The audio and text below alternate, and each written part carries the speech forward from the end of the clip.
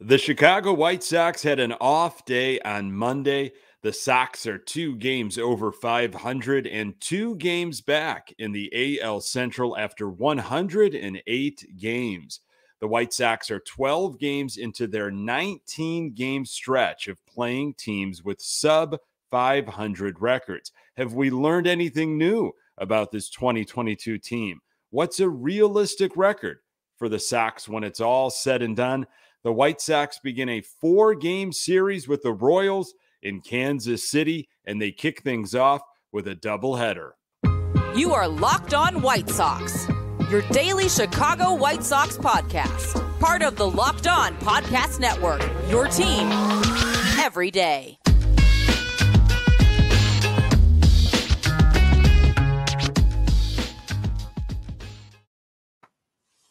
Hey, Sox fans, welcome to Locked On White Sox. Thank you for making Locked On White Sox your first listen each and every day. We're free and available on all platforms. Follow us on Twitter and Instagram at Locked On Sox. Also, subscribe to our YouTube channel. Just search Locked On White Sox. Hey, I'm your host, Nick Morawski, a lifelong die-hard Chicago White Sox fan, recording this podcast just blocks from the ballpark in beautiful Bridgeport. You can find me on Twitter at Nick_GGTB.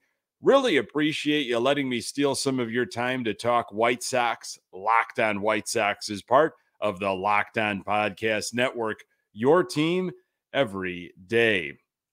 Some White Sox history to highlight featuring Ron Karkovice, Carlton Fisk, and when the White Sox wore shorts.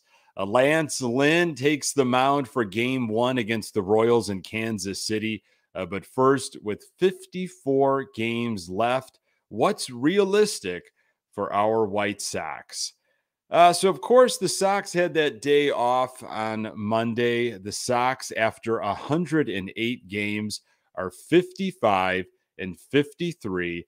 And they are 2 games back in the AL Central. The White Sox are in this 19-game stretch of playing sub 500 teams, and they are currently 7-5 during that stretch. Per Fangraphs, Sox still have a chance to make the playoffs, sitting around 46%. The Sox, they've got 54 games left in the schedule. And if they were to hit that 93 win mark from last year, of course, the 2021 White Sox won the division handedly, won 93 games. If the Sox are going to get to those 93 games, the Sox are going to have to go 38-16 from here on out. I don't see that happening. I really don't. This Sox team, as much as I try to convince myself that they're not, they are a mediocre 500 team. I really do believe they're going to kind of flounder around this 500 level. It just doesn't seem like anybody in the AL Central really wants to move ahead. This 19-game stretch, this was supposed to be the stretch that the Sox were going to go on a run. This was their opportunity. So, is 93 wins, though, even, is that even needed in the AL Central? I don't think it is. The way the Sox are playing, I look at with the next 54 games here on the schedule, I could see the Sox going like 29-25. That would be a very White Sox of them, especially this year, of course. That would put the win total at 84 wins for the White Sox. And look, even since last year's All-Star break, until where we stand right now and talk about this team, the Sox are about a 500 team, and I think that once again is the thing that frustrates a lot of us as Sox fans is they haven't done anything to improve on the disappointment of the ALDS. The right moves just might not have been made in the off season. They decided to not move on certain positions, didn't make any moves besides Jake Diekman at the trade deadline. Obviously been dealing with some health issues and folks just grossly underperforming. Ozzie Guillen talks about It starts with the manager. It starts with a guy like Tony La Russa. How does this guy motivate this group down this stretch here of 54 games? So the White Sox are starting a 4-game series against the Kansas City Royals. Royals are 44-65. They're right behind the White Sox in the AL Central. They got out of the cellar recently. Sox actually played a 4-game series against the Kansas City Royals on the South Side at this time last year. And after the 108th game of the season last year, the Sox were 63-45 and 9.5 games up in the AL Central. Sox were 16-12 during the month of August last year. As of right now, our Chicago White Sox are 4-3 in August. So far, the Sox are 6-5 against the Royals here in 2022. Weather looks great for this 4-game series. Of course, the doubleheader on Tuesday, then games Wednesday and Thursday. Temps in the high 80s, low 90s with humidity and such. It is going to be warm out there in Kansas City. No rain in the forecast right now for this series, which is a good sign, especially if you are making the trip from Chicago or wherever you are as a White Sox fan, and you're going to head into Kansas City to Kauffman Stadium to see the Sox play. I personally, I've made this trip a couple times. It's not a bad drive. I drove both times, and the Kansas City Royals, they play kind of out in the middle of nowhere off of a highway, and you're probably going to stay, your hotel, your lodging is going to be more in downtown, which is a 15 to 20 minute drive, if I remember correctly, away from the stadium. But Kauffman Stadium is really nice if you haven't been there before. Aesthetically pleasing. They've made some improvements over the years. I really like their feature. They've got a Royals Hall of Fame out in the left field, kind of beyond the concourse. Think of it in terms of where the White Sox play, that Xfinity Kid Zone. If they had a White Sox Hall of Fame there, which I think would be a really, really cool addition if the Sox could figure that out somehow, whether it's outside the stadium or in the stadium. But the Royals have got that. I walked through it. Really cool, commemorating, some of the players, the history that they have, and obviously retired numbers and all of that, artifacts and all that fun stuff is in that Hall of Fame.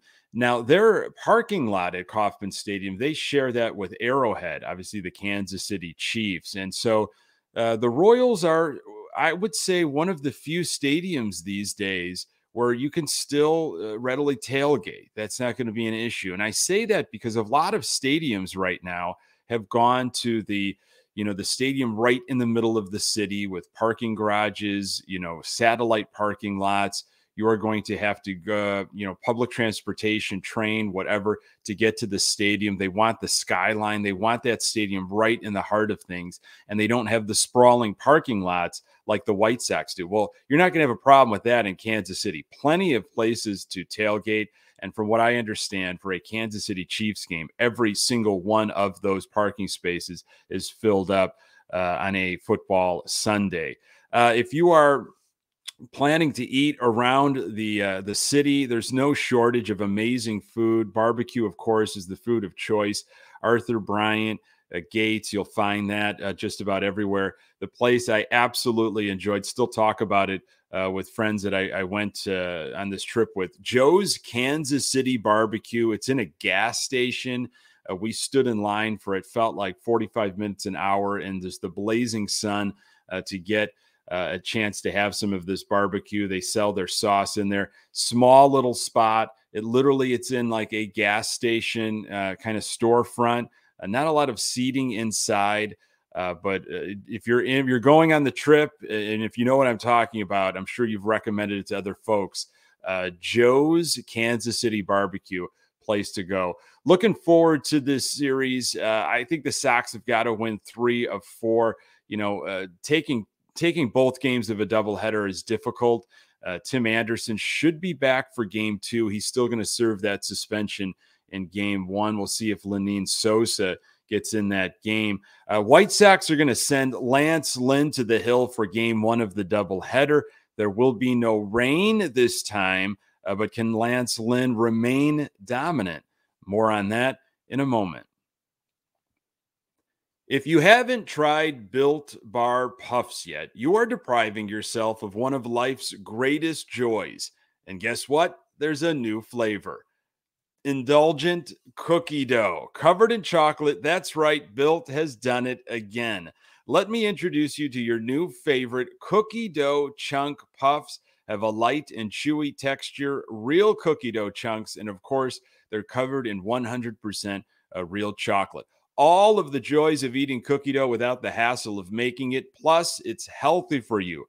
Cookie dough chunk puffs are only 160 calories, and they have a whopping 15 grams of protein. Run to Built.com to snag a box for you and the family. It will be the perfect treat, or you can find a really good hiding place and just hoard them for yourself. Like all Built bars, the new cookie dough chunk puff is covered in 100% real chocolate. That means they're healthy and delicious. Chocolate covered cookie dough with light, fluffy texture. What's great about Built is that all of their bars are made with collagen protein, which your body absorbs more efficiently and provides tons of health benefits. Eat something that tastes good and is good for you. And folks, I have had these. They are absolutely amazing.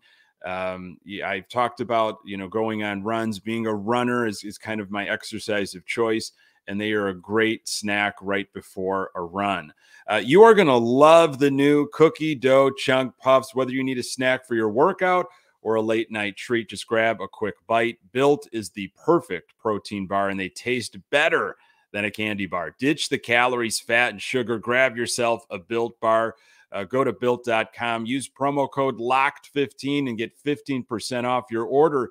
Use promo code LOCKED15. Okay, we've got a doubleheader in Kansas City to kick off this series Tuesday. Game 1 will be at 3:10, and Game 2 will follow the conclusion of Game 1, usually 30 to 40 minutes after the end of Game 1. So we're looking at maybe a 7 o'clock, 7:30 start. Obviously, we'll see. Weather should be good. It's going to be warm, but I don't believe there should be any rain. Lance Lynn will go for the Sox in Game 1. Lance Lynn in 2022, he is 2-4, 10 starts, 53 2/3 of an inning, 57 strikeouts. He has an ERA of 5.87. And remember, he's still kind of battling back and away from that knee. Obviously, we hope the arm is ramped up, but I still worry a little bit about that knee and the operation, the procedure that was done on it.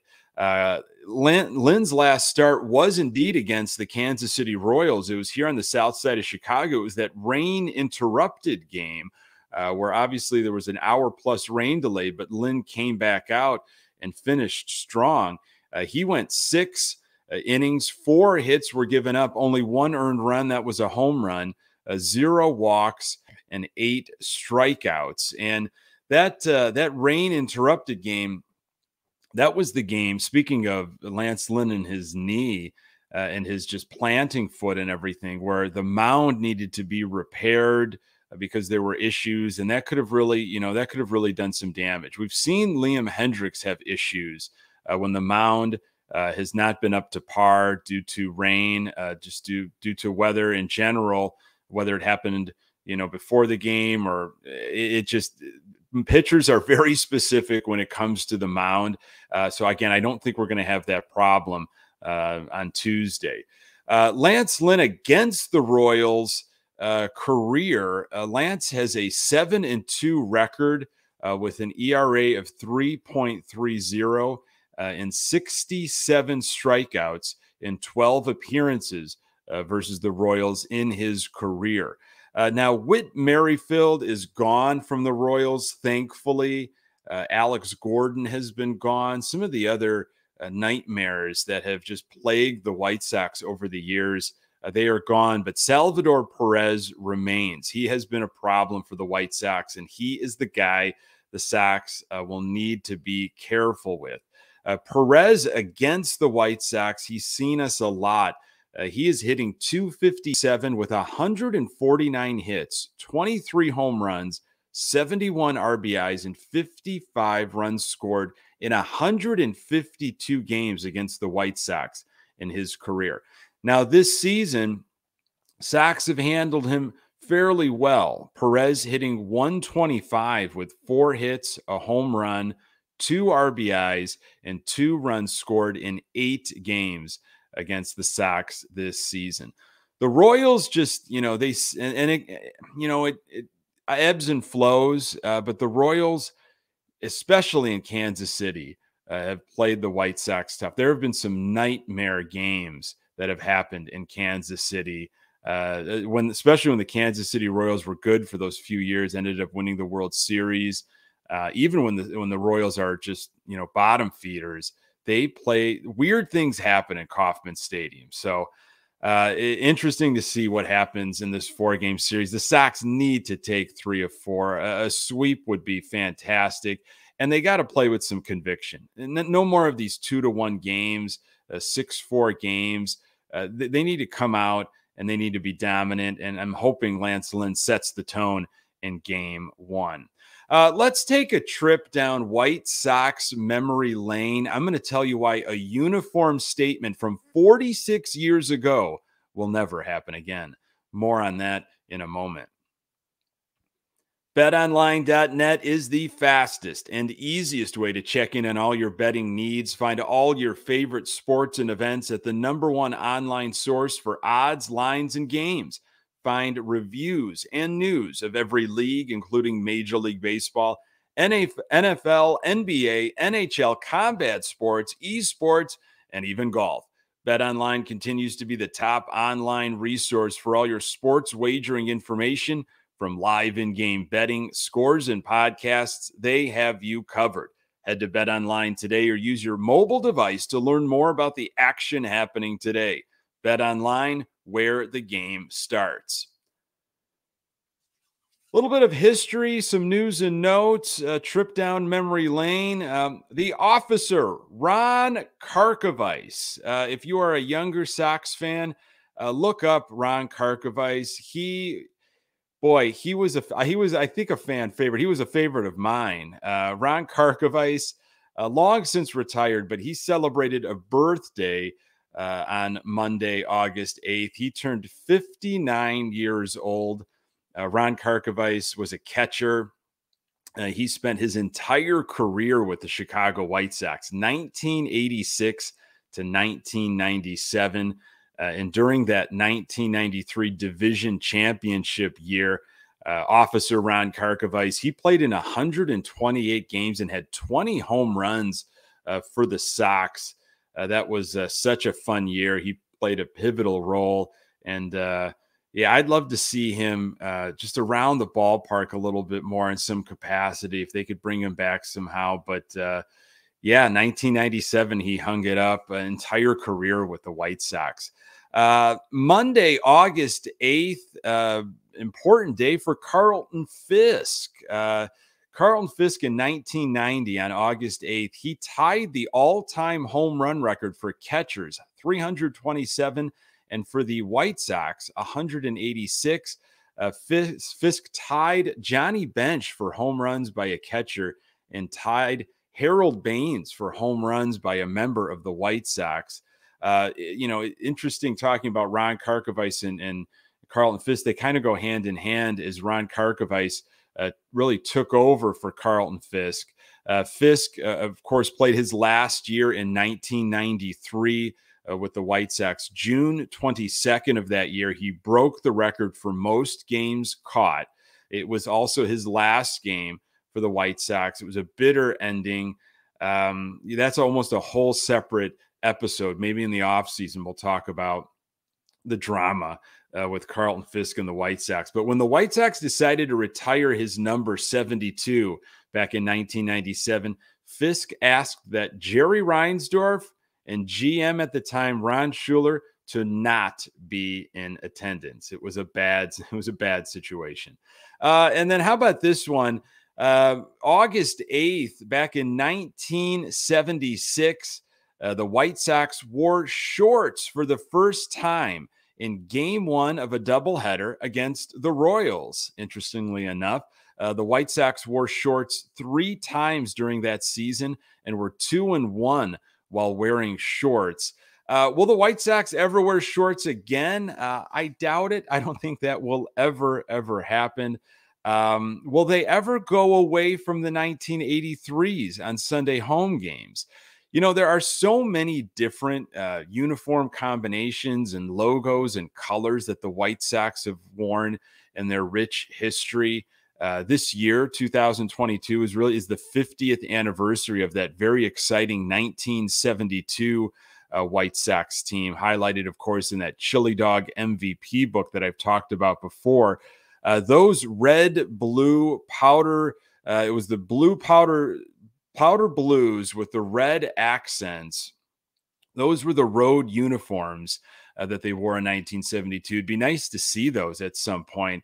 I thought maybe for sure with the 50th anniversary, they would try to work in kind of a turn back the clock with some other team when they were on the road. Or even it would have been nice to see the Sox use those red pinstripe uniforms with the red caps. That was the home uniform back in 1972. It'd been nice to see that maybe on Sundays or every now and then just to commemorate.